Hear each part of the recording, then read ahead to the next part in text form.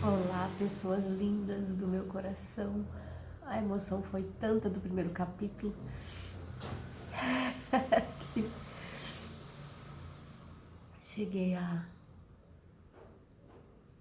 dar uma renite. Mas tá tudo certo e bem. Uma hora a gente tem que entender que o nosso corpinho precisa de descanso.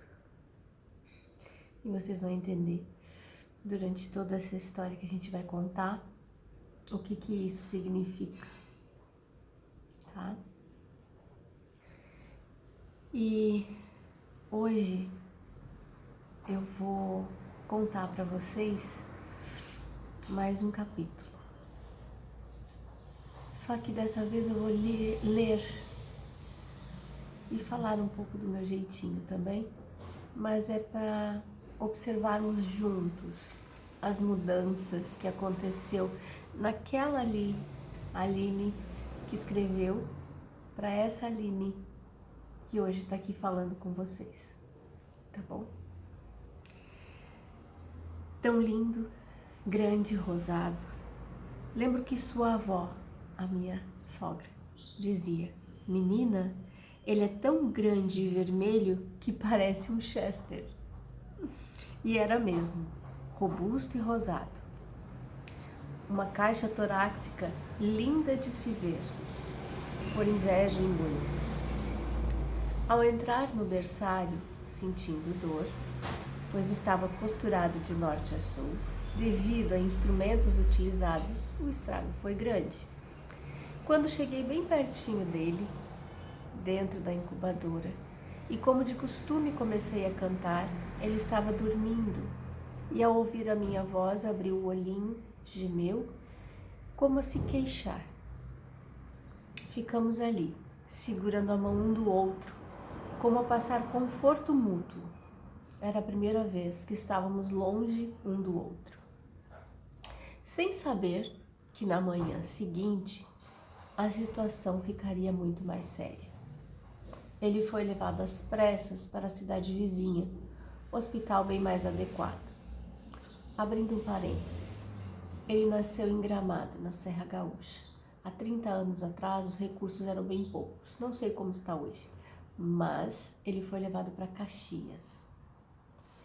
Ele teve várias paradas respiratórias durante a noite, agravando ainda mais a situação. Só que nessa correria eu não pude vê-lo, dizer tchau. Ele foi em uma ambulância na companhia da minha mãe, sua avó, e o pai dele, meu marido. Até hoje, sirene de ambulância me traz uma sensação estranha, não gosto, porque foi com este barulho que eu vi ele se afastar de mim. No outro dia, recebi a alta, imediatamente fui até a cidade onde ele estava. Só que esqueci de dizer que a cidade vizinha ficava a quase 100 quilômetros de distância. Nós não tínhamos carro, só que muitos amigos e familiares nos amparavam neste momento com carro e combustível. Quando estamos abertos a receber, tudo o que precisamos chega até nós, através de amigos, familiares ou até mesmo desconhecidos. O caso é nos pôr à disposição para receber. Todos os dias íamos até lá para vê-lo. Mas o horário de visitas do hospital, na UTI, era só de 30 minutos. Agora pensem comigo. Viajar por quase 2 horas, porque a estrada era terrível, e só poder ficar meia hora com ele, sem poder pegar no colo, pois ainda estava entubado, sedado. Lembrando que existem anjos na terra, havia uma enfermeira que se condoía, ficava de olho na porta devido aos supervisores, me deixava ficar 10 minutinhos a mais. Assim foi por um mês, até que, ouvindo os conselhos de todos à nossa volta, resolvemos tirá-lo de lá e levar para a capital, Porto Alegre. Só que antes de sair do hospital, ao assinar os papéis, a médica responsável, ela com toda a classe me diz: toma cuidado, porque se você dormir, ele pode ter uma convulsão e morrer. Eu, com o coração aos pulos, respondi: pode ficar tranquila, porque disso ele não morre. Virei as costas, fechei a porta e peguei aquele corredor comprido. Saí da sala e um pranto não consegui conter.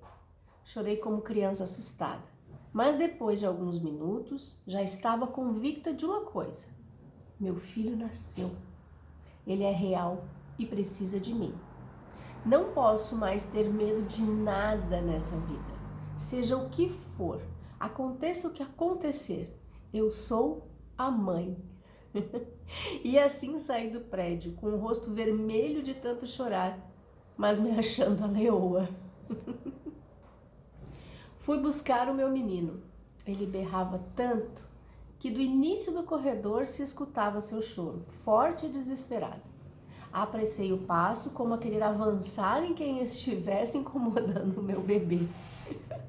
Entrei na sala e com a maior cara de brava, olhei para a enfermeira que tentava pôr a roupa nele e ela disse ao me ver: olha quem chegou, sua mãe que vai te vestir. E sumiu. Fiquei imaginando que a pobre não aguentava mais escutar tanto choro de criança. Se não aguentamos ouvir de um ou dois dentro de casa, imagina ela num berçário, gente. Corri para ele e, cantando nossa música tradicional, como por mágica, ele para de chorar. E soluçando, fica segurando meu dedo com toda a força deste mundo que num corpinho de bebê possa ter, como a me dizer: te achei, agora não foge mais. Entre suspiros de alívio e soluços de choro, terminei de arrumar o meu menino, com a roupa mais linda, enrolado num cobertor, parecendo uma enorme e gorda panqueca. Saímos. Eu toda orgulhosa com o meu herói nos braços, porque na minha cabeça ficar um mês longe da minha mãe e com tanta gente estranha e sem reclamar, ele para mim já era um herói. Por todo o percurso até a nossa cidade, ele foi dormindo, como um anjinho, ressonando, dando-me a certeza que o mundo poderia ser bem melhor, e ficou.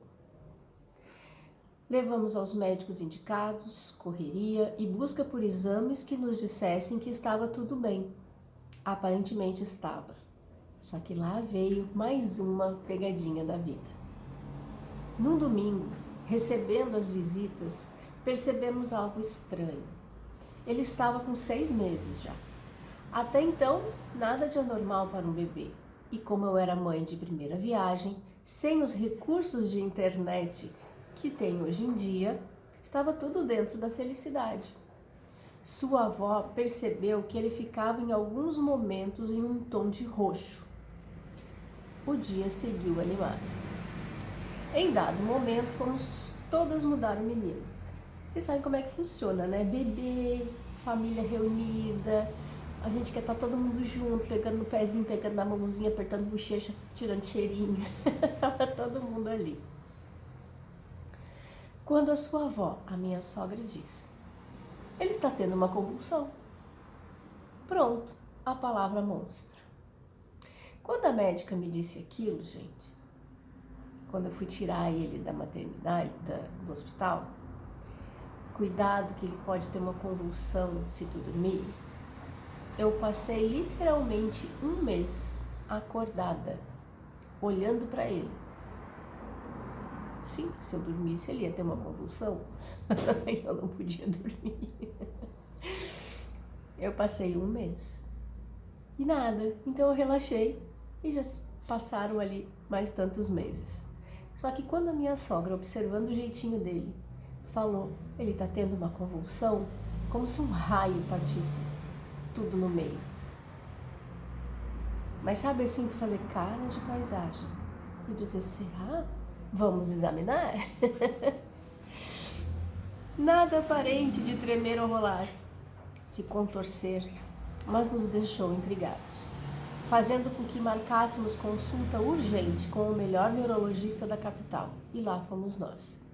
Mais exames, revira de um lado, revira do outro, testes, contar sobre gestação, contar sobre o parto e por aí vai. Depois de horas, chega o resultado. A médica, outra médica, tão sensível quanto a primeira, disse assim: seu filho não tem a parte esquerda do cérebro, o pedaço que sobrou está bem danificado, resultando em convulsões, falta de visão, coordenação motora, fala, e foi falando. Lá. Depois dessa parte, eu confesso para vocês que eu não ouvia mais nada. Só via a boca da médica se mexendo rápido e sem sentido para mim. Acordei deste transe quando ela largou em meu colo uma sacola com quilos de remédio que ele deveria, daquele momento em diante, tomar de modo contínuo e por toda a vida, que não seria longa. Saímos de lá com uma sensação estranha, pois não falamos nada. Estávamos eu, o meu marido e o Lucas. E ele dormindo como o anjo que sempre foi, calmo e ressonando em meu colo. Depois de alguns quilômetros de distância, no retorno para casa, é que conseguimos parar o carro, nos abraçar e começamos a chorar, com ele ainda dormindo enrolado no meu braço. Respiramos fundo, olhamos para ele com a certeza de que tínhamos recebido um presente divino.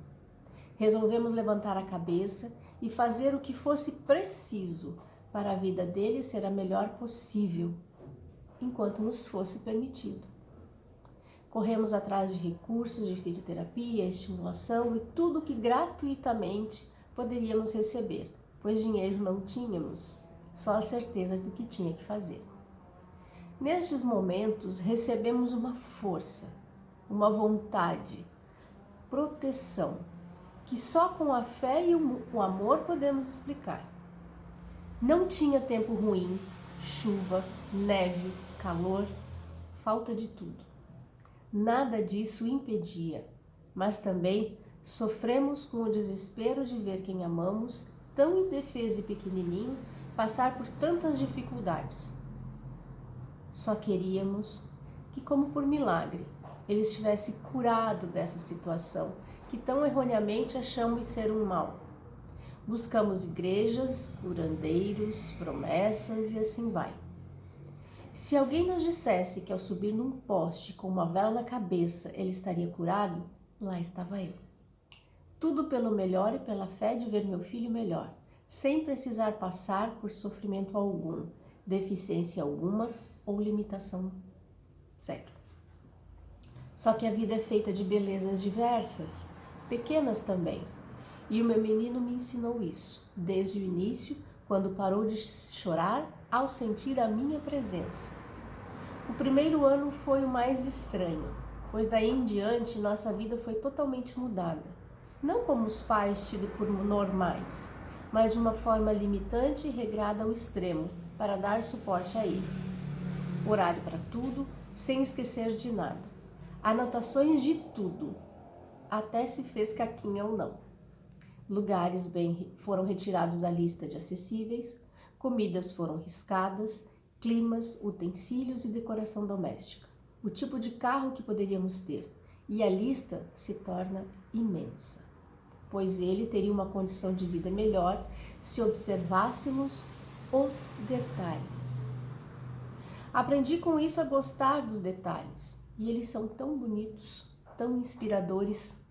Um sorriso que ele me dava, ele virar a cabeça, ele conseguir levantar a mão para tocar o meu rosto, forçar os olhinhos para entender quem estava à sua frente, a boquinha que fazia para tentar mastigar, os exercícios de fisioterapia e estimulação, vendo ele reclamar manhoso que não queria fazer, a respiração tranquila durante o sono, depois de uma crise de pneumonia, detalhes que normalmente não vimos, não vemos, não sentimos, não percebemos.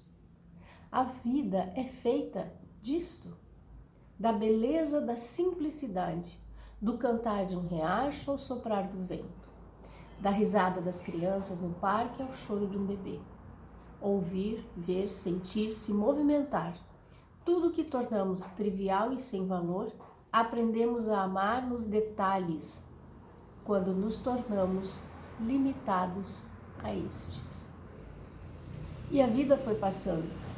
Nós buscando pela melhor cidade, melhor local, melhor clima, dentro das necessidades do Lucas, que além do que já tinha que passar, sofria com uma alergia crônica, onde eu brincava que ele tinha alergia até de mim, o que ele respondia com um olhar de desaprovação pela piada.